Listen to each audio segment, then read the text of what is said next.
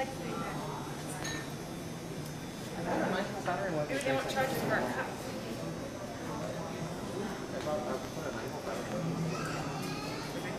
Practice like a man. I really barely.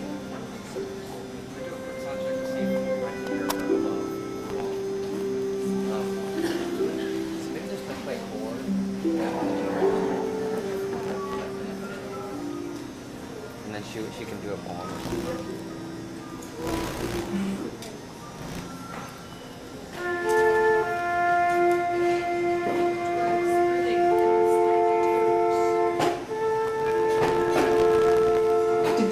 Gimbal in the wave, all mimsy with a bar of groves and no rats out of grave. Beware the Jabberwock, my son, the claws that bite for something with something. I didn't read enough Lewis Carroll to really know what I'm talking about. Alright. So Colleen? Well, this is good. Well, for the speaker.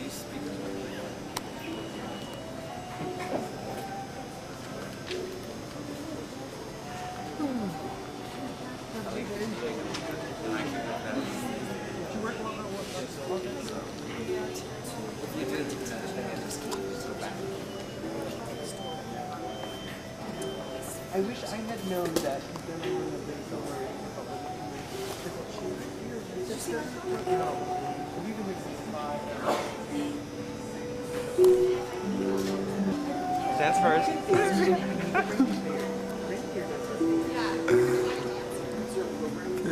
Is there a program? No. That was Susan's job. Susan's job. Programs.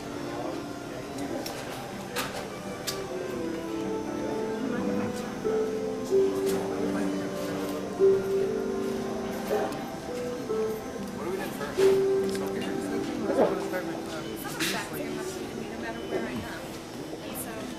Let it be me. Thank you. But then I can't make it. Why? Yeah, that's the front. Yeah. What do you put it on when you write a story for it? Oh, that's great. That's great. Huh?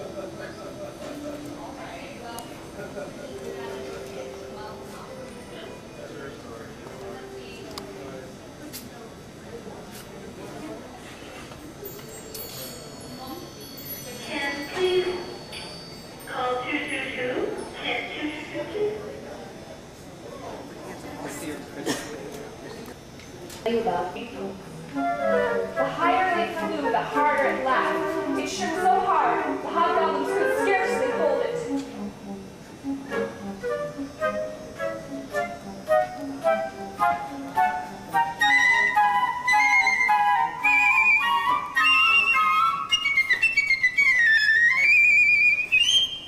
It slipped from their grasp and fell to the earth, where it shattered into hundreds of pieces.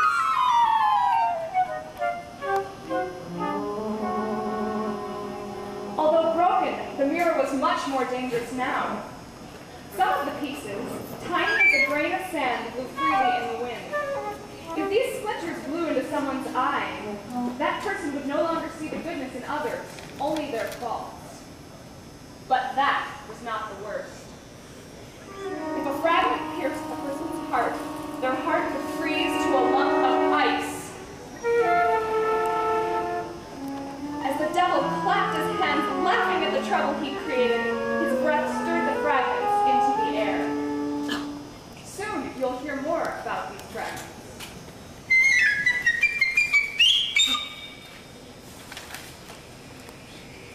The second part of our story is about a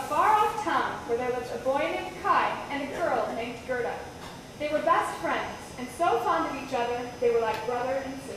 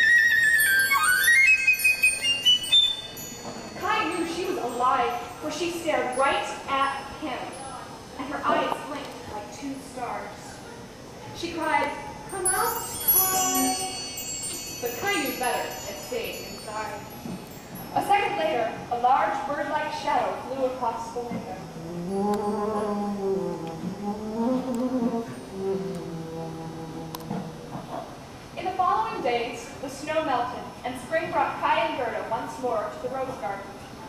They never tired of sitting under the rose tree and singing songs and playing games. One afternoon, as they played, Kai suddenly jumped. "Ow! Something has stabbed my heart!" he cried. "Ouch! Now something sharp has pricked my eye." Gerda looked into his eyes, but saw nothing. She cried softly in sympathy. "I think it's gone now," said Kai. But he was wrong. 2 splinters from the hobgoblin's mirror had struck him. Poor Kai! Now he would see only the faults in everyone, and soon his heart would turn to ice. When the pain went away, he glared at Gerda. "Why are you crying? You're ugly when you cry. There's nothing wrong with me." And then he shouted, "Oh, look! One of the roses has an ugly worm in it. They're ugly roses, as ugly as the stupid garden they grow in." And with that, he tore 2 roses right off their stems. "Kai, what are you doing?" cried Gerda. Kai laughed immediately and tore off another blossom. Then he ran away, leaving Gerda alone in the rose garden.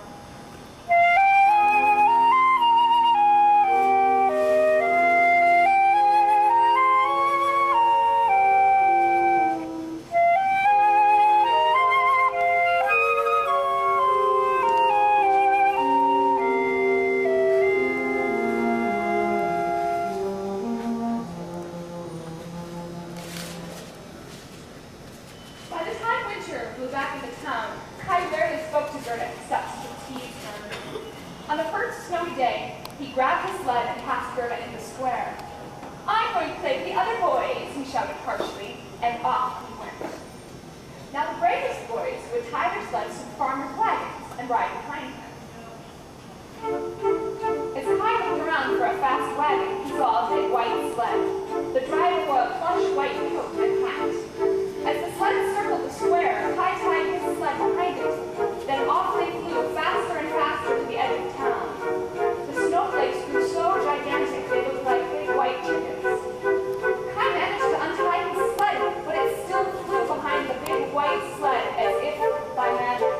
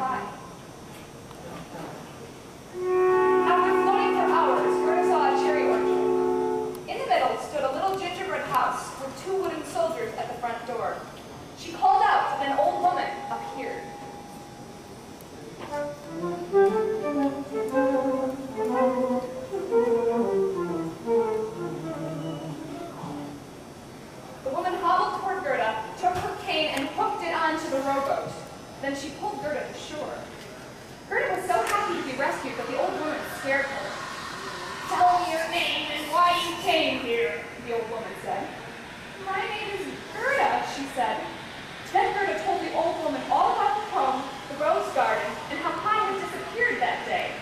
Have you seen Kai? Gerda asked. No, the old woman said. He hasn't passed my house. But don't be sad. Come inside, and I'll give you some ripe cherries to eat. And then I'll show you my beautiful flower garden. She led Gerda into the house, and as the old woman closed the door, she locked the bolt with her wooden cane.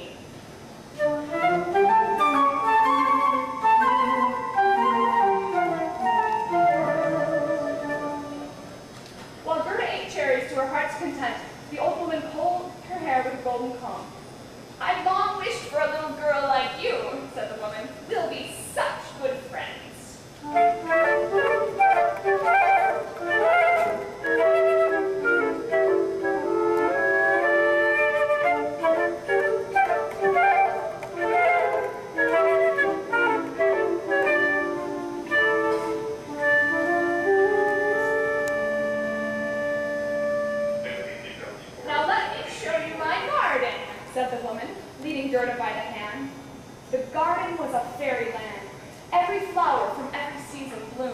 perfect color.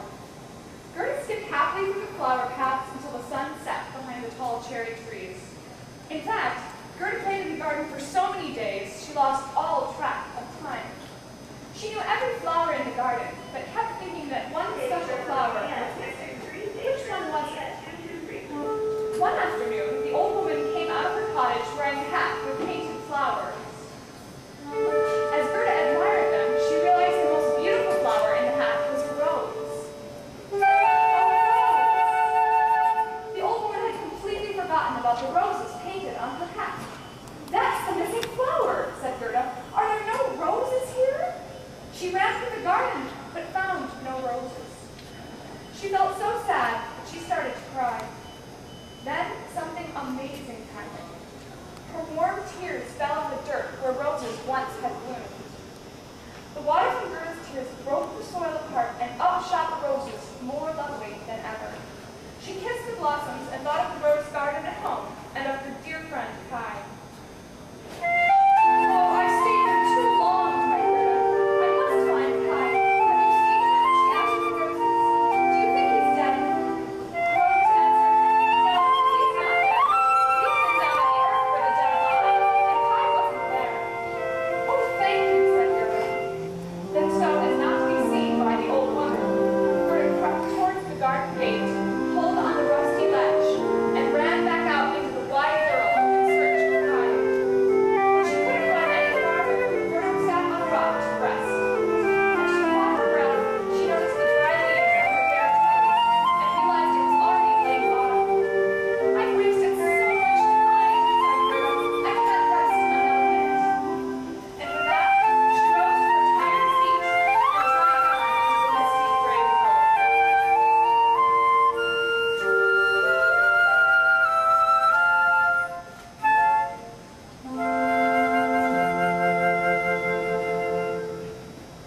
Do you know what our fourth story is about? Well, of course, a prince and princess. After Gerda ran and ran in the cold mist, she finally stopped to rest. Suddenly, a big crow landed near her. Ha! Ha! he said, which in crow language means, good day. Gerda asked the crow if he'd seen Kai. The crow cocked his head and said, maybe. Oh, he's alive, Gerda shouted, kissing the bird. Gently, gently, croaked the crow. If it's Kai that I've seen, then I'm afraid he's forgotten you for the princess. Kai lives with a princess? asked Gerda. Yes, he does, answered the crow, in this very kingdom that surrounds us. A few weeks ago, the princess hummed a song with the words, why shouldn't I get married? She said, and I quote, but I want my future husband to be a good thinker and not to stand around looking handsome. That would be so boring. And so, the newspaper printed a notice inviting any decent young man to come to the palace and meet the princess. The suitor who spoke the best would become the princess's husband.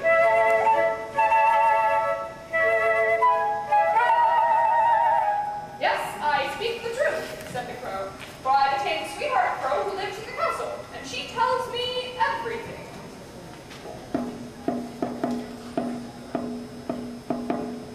Well, the crow continued, for 2 days all of the eligible men went to the castle.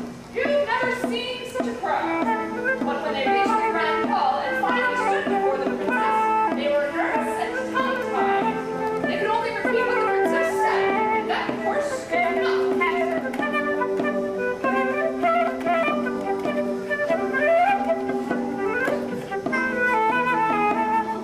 Ah, but they played wonderful music.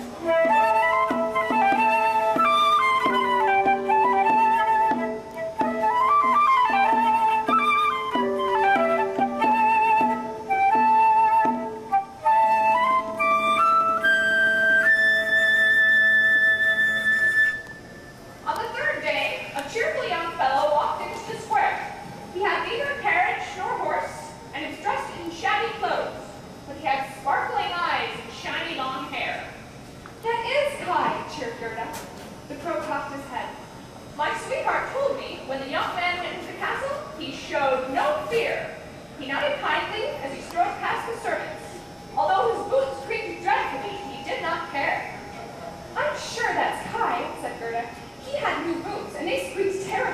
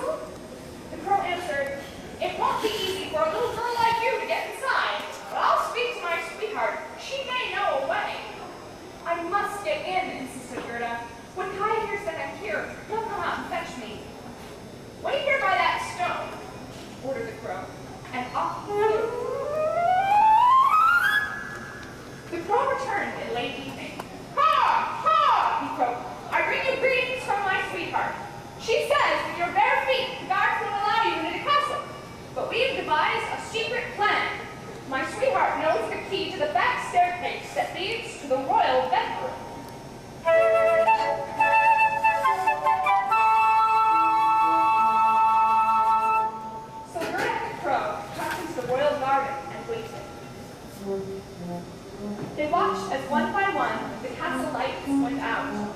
Gerda's heart pounded with fear. She felt afraid, yet she had to know for sure if it was indeed her Kai who sat by the princess in the castle. They went to a door at the back of the castle. Inside, the tame crow greeted them and said to Gerda, "The fiancé spoke most kindly about you, and I understand.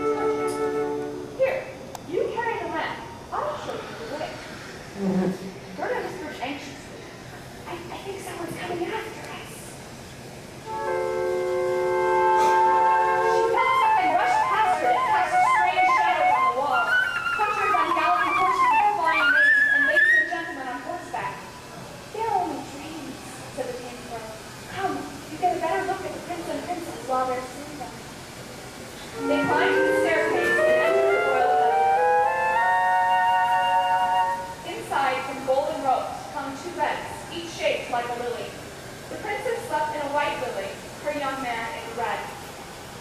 Gerda peered in the red lily and saw a head of brown hair. "It is Kai," she breathed softly. She called his name and the voice stirred. Gerda held the lamp closer to his face. Then she saw it wasn't Kai. Gerda couldn't help but let out a sob. Then the princess woke up and asked her what was wrong. Gerda dried her eyes and told her her story of how the crows had helped her. "You poor thing," said the prince and princess at the same time. The prince turned to the crows. "You 2 deserve a reward. Would you rather have your freedom or be permanently chosen as court crows? With the first choice of leftovers." Well, the crows chose permanent positions. After all, they had to think of their future. Gerda slept in the castle that night. As she drifted off, she thought, how good all animals and people are. In the morning, the royal couple begged Gerda to stay, but she said, "No, thank you. I must look for Kai." She asked only for a simple carriage, a horse, and some boots. But the prince and princess dressed her in silk and velvet. They gave her a gold carriage with 4 coachmen. Her old crow friend insisted on riding with her for the first few miles.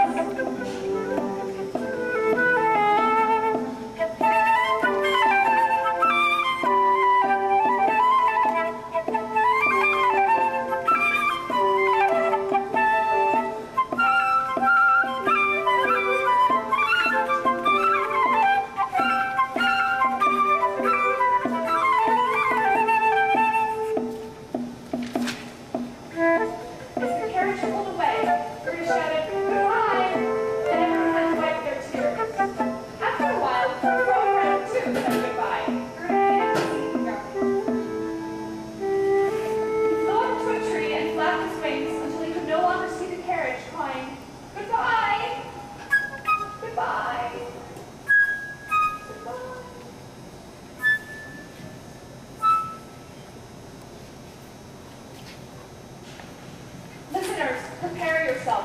Our 5th story deals with dangerous robbers and a young robber girl.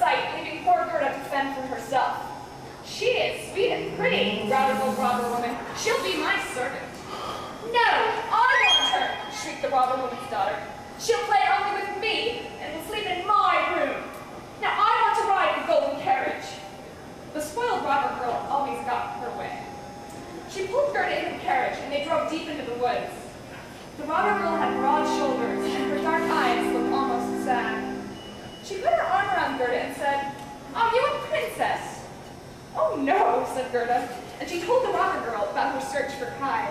At last, the carriage stopped. The robber's dark castle loomed ahead. Crows and ravens flew out of cracked walls and broken windows. 2 howling, fierce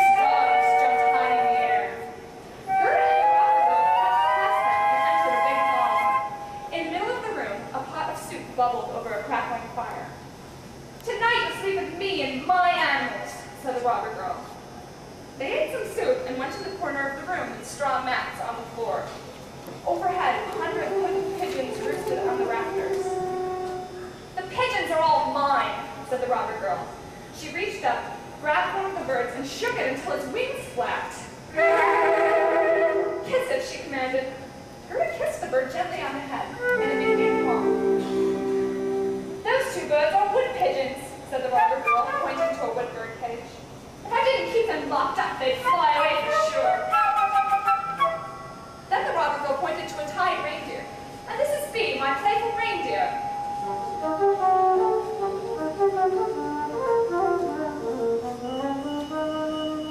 She yanked the reindeer by its antlers. He'd run away too if I didn't keep him chained. Then the robber girl pulled a knife out and waved it in the air. Do you always swing with a knife? Asked Gerda. Always, said the robber girl. You never know what might happen. While the pigeons cooed, the robber girl fell fast asleep holding her knife. Gerda didn't dare close her eyes, for she didn't know if she would live or die. As she lay there, the wood pigeons startled her with a sudden coo, coo. In their bird language, they said, "We've seen Kai. He and the snow queen flew low over our nest. She breathed ice on our flock. Only 2 of us survived. Coo, coo."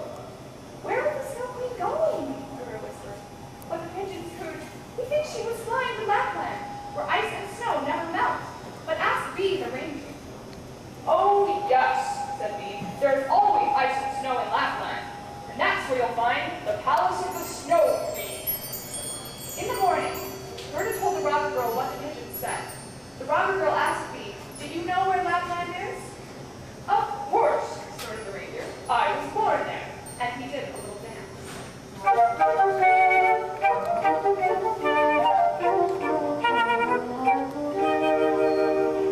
"Listen, Gerda," said the robber girl. "As soon as my mother takes her nap, I'll help you escape." When the mother fell asleep, the robber girl said to the reindeer, "I'd love to keep you, but I'll set you free to take Gerda safely to Lapland so she can find Kai." Bee pranced with joy. The robber girl lifted Gerda onto Bee's back and said, "I'll give you your boots because it'll be very cold, but I'm keeping a pretty muff for myself." Then she cut the reindeer's rope and pushed him towards the door. "Take care of the little girl," she commanded. The reindeer took off to the forest as fast as he could. Wolves howled and bright lights glittered in the sky. "Those are the northern lights," said Bee. "Look how many flash. And on the travel to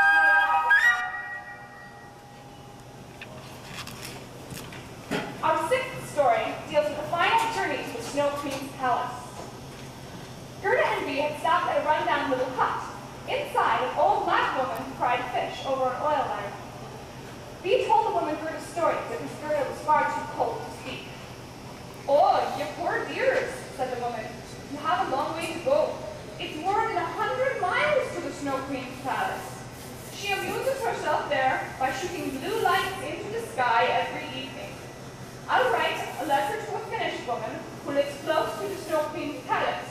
She'll tell you where to go." The woman gave Gerda a hot meal, then set her on Bee's back, and off they flew. In the sky, fabulous blue lights flashed and flickered. It was the Snow Queen's fireworks, the Northern Lights.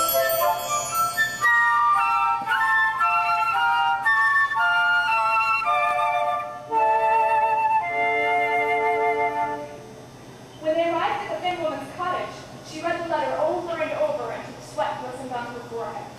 Then she said, "Kai is indeed living in the Snow Queen's palace, and he thinks it's the best place in the world. But that's only because he has a grain of glass in each eye, and a splinter of glass in his heart. If these are not removed, he'll never be human again, and the Snow Queen will keep her spell over him forever." "Please," cried Bee, "can't you give Gerda some special magic so she can help Kai?" The old woman shook her head. "Gerda already has great power, and I can give her no more. And don't you see how wonderful her power is? Both humans and animals reach out to her. By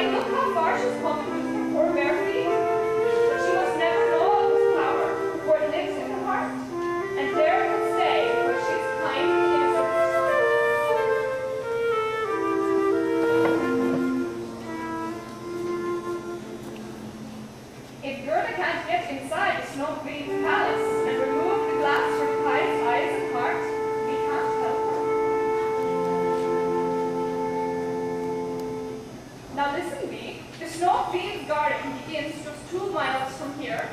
Go quickly. Take Gerda to the palace and leave her at a big red berry bush. Then run back here.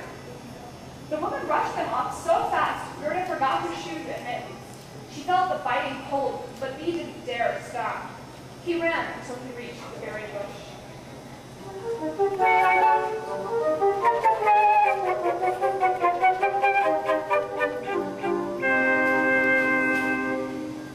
Gerda slid off Bee's back and kissed her forehead.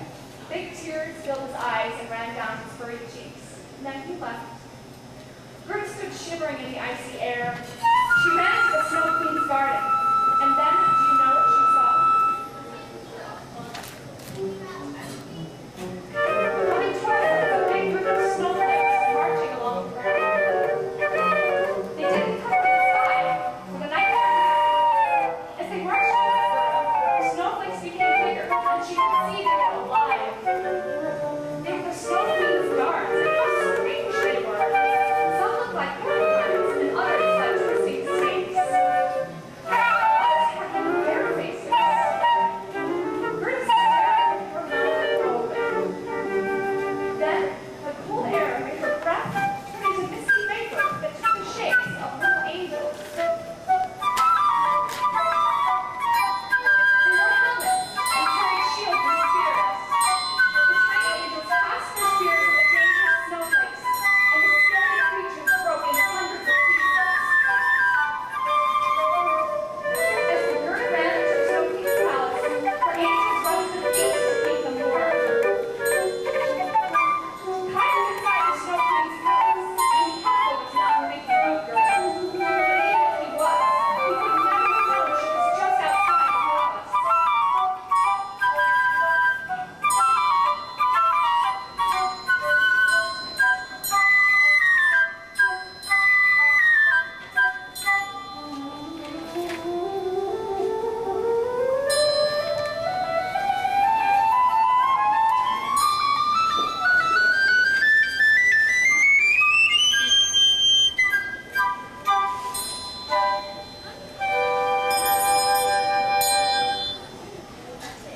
Our final story deals with what happens in the Snow Queen's palace and afterward. The palace had over 100 rooms, and the largest stretched for many miles. Doors and windows were carved from the biting wind. Although the brilliant northern lights lit these cold rooms, they stayed empty and silent.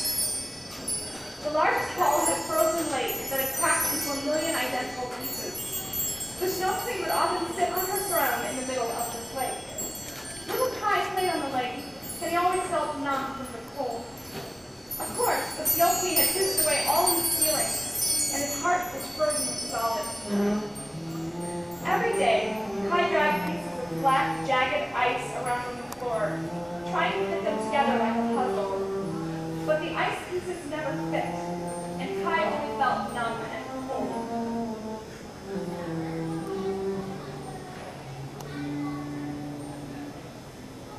One morning, the Snow Queen said, "I'm flying to the Hard Country today. I have business there." And off she flew. Kai sat still, staring at his ice pieces. Now about this time, Gerda entered the palace. The cold winds tried to keep her out, but the gentle presence calmed her. Gerda entered the huge icy hall. There was Kai. She ran to him and threw her arms around him. "Kai, at last I found you," she cried. But Kai didn't move. He just sat there, still, stiff, unfeeling. Gerda started to cry. Her warm tears rained down on Kai's chest and melted the lump of ice that was once Kai's heart. The splinter of glass washed away, and Kai came alive. He looked at Gerda and began to cry too. He cried harder and harder until the grains of glass washed away from his eye also. "Gerda, oh Gerda," he said, "I've missed you. And where am I? It's so cold and strange here," he said. Gerda was so happy that she laughed and cried at the same time. They held each other tightly, and their joy became so great, the ice pieces danced around them in a wild jig, and it sounded like this.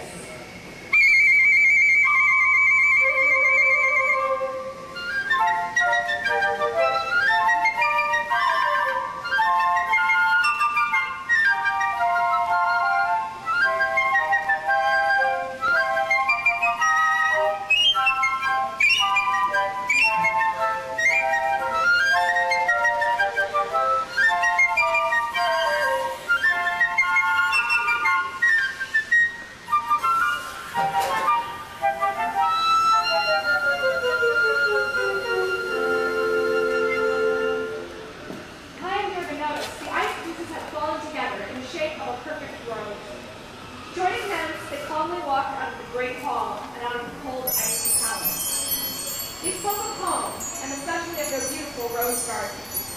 The snow clouds disappeared and the sun shone brightly. As they approached the red berry bush, guess who was waiting? It was Bee, the reindeer.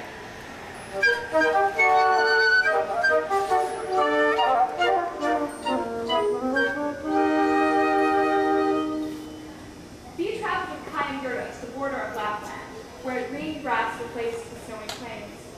They said a tearful goodbye and promised to meet again one day. As Kai and Gerda walked into the forest, a girl in a red hat with 2 pistols in her belt rode up on a fine horse. It was the robber girl. "Hello, Gerda," the robber girl shouted. Gerda told